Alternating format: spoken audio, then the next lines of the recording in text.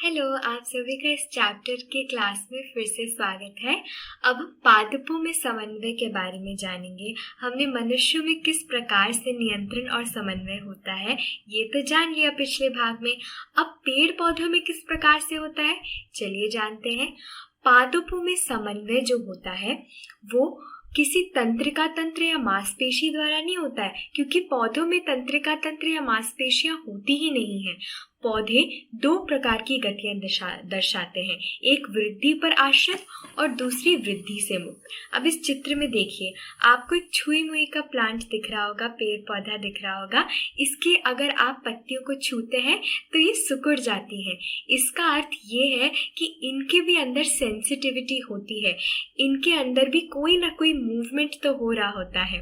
तो ये कैसे होता है? दो प्रकार के मूवमेंट होते हैं पौधों में।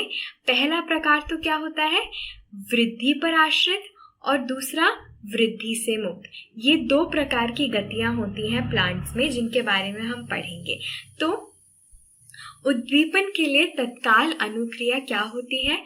पौधे स्पर्श का पता कैसे लगाते हैं और पत्तियां अनुक्रिया में कैसे गति करती हैं?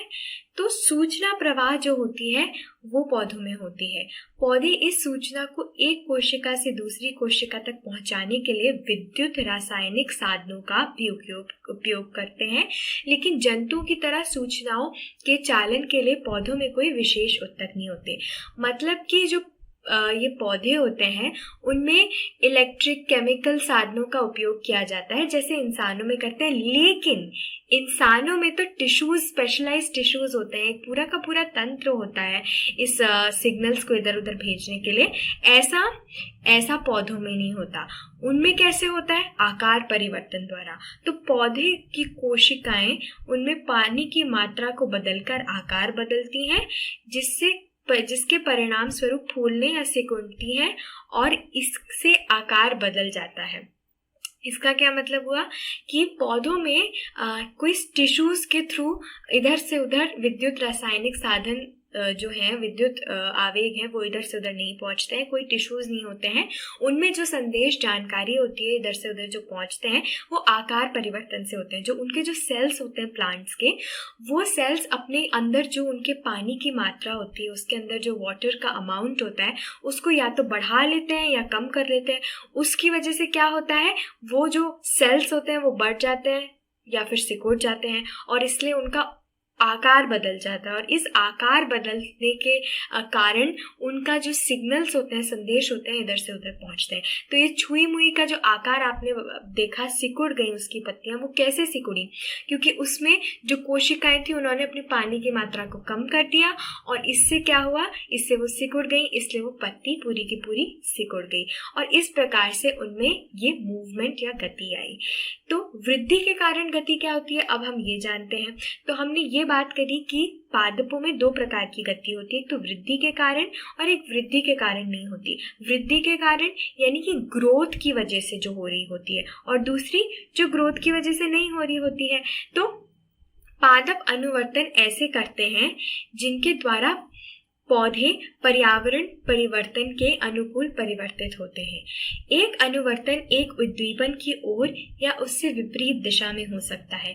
पौधों के विकास को प्रभावित करने वाले सामान्य उद्दीपनों में प्रकाश, गुरुत्वाकर्षण, पानी और स्पर्श शामिल हैं। तो जो पौधे हैं उनको बढ़ाने में, यानी उनकी छोटे से बीज से वो इतने बड़े पौधे बन जाते हैं। तो ये कैसे होते हैं, इनमें ग्रोथ कैसे आती है, ये मूवमेंट कैसे होता है?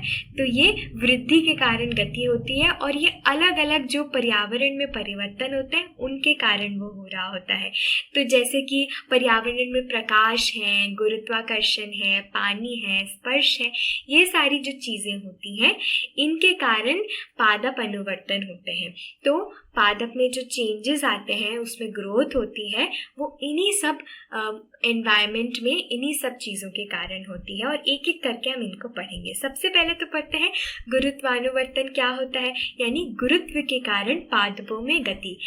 गुरुत्व का मतलब होता है ग्रेविटी, और ग्रेविटी के बारे में तो आपने साइंस में पढ़ा ही है।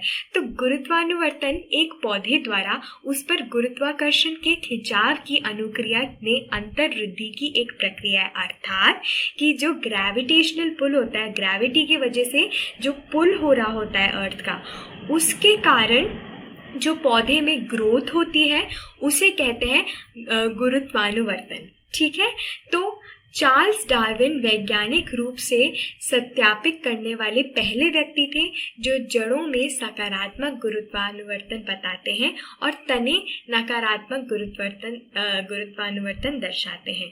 तो चार्ल्स डार्विन वो पहले साइंटिस्ट थे, उन्होंने ये बताया कि किस प्रकार से जो जड़ होती है, देखिए आप, जड़ें, जो पेड़ की जड़ें होती हैं वो नीचे की तरफ बढ़ती है, मतलब पृथ्वी की ओर बढ़ती हैं, वो उसे कहते हैं सकारात्मक गुरुत्वानुवर्ती, यानी कि वो ग्रेविटेशनल पुल जहां उसे खींच रहा होता है वो उसी तरफ बढ़ती है। और नकारात्मक गुरुत्वानुवर्ती क्या होती है, ऊपर की तरफ पत्तियों का बढ़ना, वो ग्रेविटी से दूर की तरफ बढ़ती हैं, तो इसे कहते हैं नकारात्मक गुरुत्वानुवर्तन। वो ग्रेविटेशनल पुल से ऑपोजिट डायरेक्शन में बढ़ना होता है, और ये चार्ल्स डार्विन ने सबसे पहले बताया था कि इस प्रकार से पौधों में होता है। अब प्रकाशानुवर्तन क्या होता है, ये प्रकाश के कारण पादपों में गति होती है। तो जिस प्रकार से ग्रेविटी की वजह से पादप बढ़ते हैं, यानी कि पेड़ पौधे बढ़ते हैं, उसी प्रकार से लाइट, सनलाइट की वजह से भी पेड़ पौधों में मूवमेंट होता है, वो बढ़ते हैं। तो प्रकाशानुवर्तन क्या होता है, प्रकाशानुवर्तन प्रकाश की अनुक्रिया में पादप की गति है, यानी प्रकाश के रिएक्शन, अगर सनलाइट आई तो उसके रिएक्शन में जो ग्रोथ होगी उसे ही प्रकाशानुवर्तन कहते हैं, जो या तो प्रकाश के स्रोत की ओर बढ़ सकता है या इसके दूर हटकर बढ़ सकता है, जिसे सकारात्मक प्रकाशानुवर्तन और नकारात्मक प्रकाशानुवर्तन कहते हैं। तो एक पेड़ पौधे को आप देखिए, जहाँ भी प्रकाश होता है वो उसी की तरफ बढ़ना शुरू कर देते हैं। अब कभी आपने सनफ्लावर को देखा होगा, वो हमेशा प्रकाश जब होता है तभी खिलता है, तो ये प्रकाशानुवर्तन ही होता है, प्रकाश के कारण पादपों में गति। अब रसायनानुवर्तन क्या होता है, ये होता है रसायन के कारण पादपों में गति। अब रसायनानुवर्तन को पर्यावरण से रासायनिक उत्तेजना के प्रत्युत्तर में पौधों के विकास के रूप में परिभाषित किया गया। इसका सिंपल सा मतलब ये है कि जो भी रसायन होते हैं, यानी केमिकल्स होते हैं, जो हम आसपास पेड़ पौधों के पाते हैं, उनके कारण जो पेड़ पौधों में गति होती है, यानी उनके जो मूवमेंट होता है, चेंजेस होते हैं, ग्रोथ होती है, वो होता है रसायनानुवर्तन।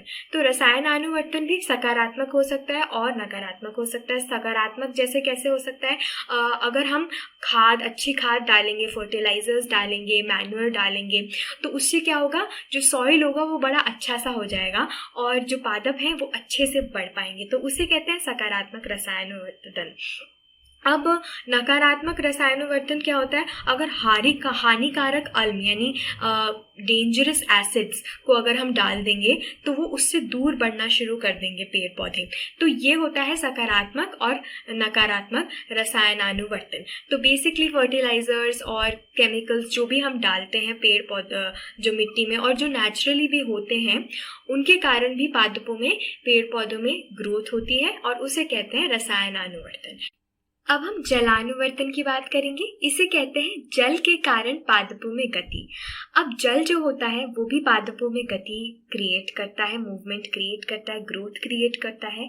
तो जल की उपलब्धता के प्रत्युत्तर में जल विद्युतीकरण को पौधों के विकास के रूप में परिभाषित किया गया है। जड़ें जलीय मिट्टी की ओर और सूखी मिट्टी से दूर बढ़ती हैं। तो किस प्रकार से जलानुवर्तन होता है, तो जो जड़ होती है एक पेड़ की, वो सूखी मिट्टी से दूर बढ़ती है और जलीय मिट्टी के पास में बढ़ती है, उसके ओर बढ़ती है।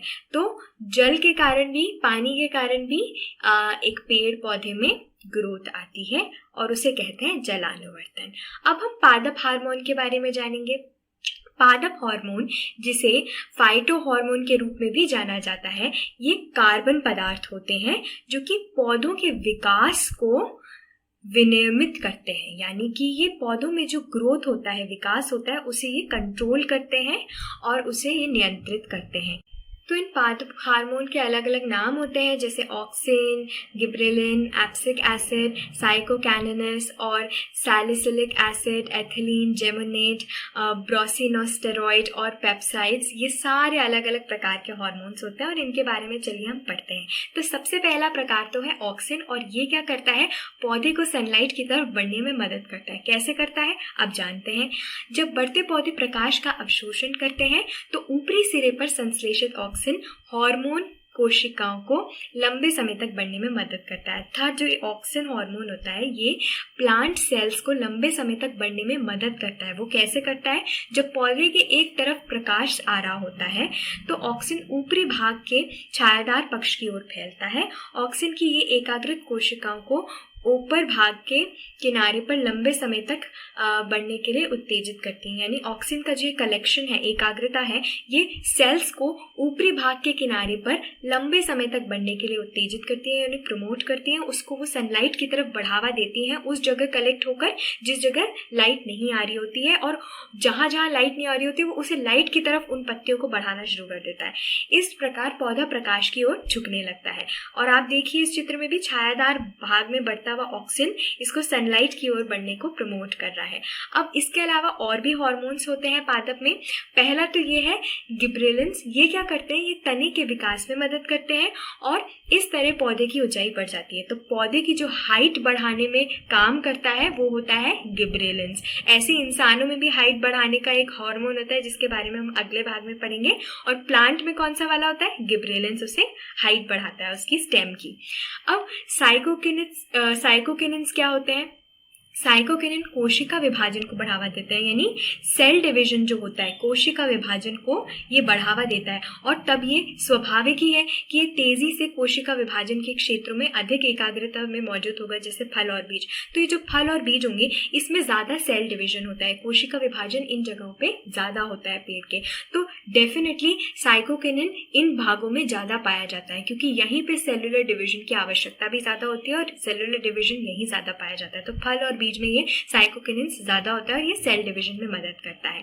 इसके अलावा क्या होता है, एब्सिसिक एसिड। एब्सिसिक एसिड क्या करता है, ये पौधे को बढ़ने से रोकने का संकेत देता है, नहीं तो पौधा बढ़ता ही जाएगा ना हर वक्त। और इसके प्रभावों में पत्तियों का मुरझाना शामिल है। तो पत्तियां अल्टीमेटली मुरझाती क्यों है, वो एब्सिसिक एसिड की वजह से मुरझाती है और ये भी एक आवश्यकता होती है पेड़ की। अब इसके अलावा क्या होता है, एथिलीन। एथिलीन को एक बहुआयामी फाइटोफेरोमोन माना जाता है। क्या माना जाता है, बहुआयामी फाइटोफेरोमोन। और ये क्या करता है, विकास और वृद्धि दोनों को नियंत्रित करता है। तो ये ग्रोथ में पूरा उसको कंट्रोल कर रहा होता है। ये अपनी एकाग्रता, अनुप्रयोग के समय और पौधों की प्रजातियों के आधार पर विकास और वृद्धि प्रक्रिया को बढ़ावा देता है या रोकता है। एथिलीन पत्तियों, फूलों और फलों के विकास को नियंत्रित करता है। तो सिंपली इसका ये है कि एथिलीन जो पत्तियां, फूल, फल होते हैं इनके विकास को ये कंट्रोल करता है, नियंत्रित करता है। तो ये सारे पादप के हार्मोन थे। अब हम आपसे कुछ प्रश्न पूछ रहे हैं, जल्दी जल्दी इनके उत्तर बताइए। पहला प्रश्न है, पादप हार्मोन क्या होते हैं? चलिए आप इसका उत्तर दीजिए।